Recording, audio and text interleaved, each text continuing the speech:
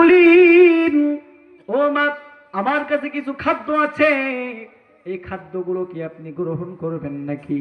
আল্লাহর বান্দী তেলাওয়াত করার মাধ্যমে জবাব দিলেন, ওয়া আতিম্মুস সিয়ামা ইলাল লাইল। আল্লাহ বলেন, দুনিয়ার ইমানদারেরা, তোমরা সন্ধ্যা পর্যন্ত রোজাকে পূর্ণ করো। তার মানে আমি রোজা রেখেছি, তোমার খাদ্য আমি গ্রহণ করতে পারবো না। এরে আল্লাহর বান্দা, আব্দুল্লাহ ইবনে মুবারক তো জগৎ বিখ্যাত আলেম, হাদিসের পাতায় পাতায় যার নাম।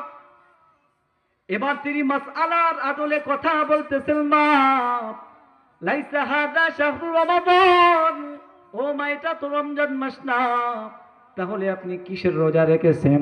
আল্লাহর বান্দী তেলাওয়াত করলেন, ওয়া মান তাতাওয়া খায়রান ফাইন্নাল্লাহা শাকিরুন আলিম।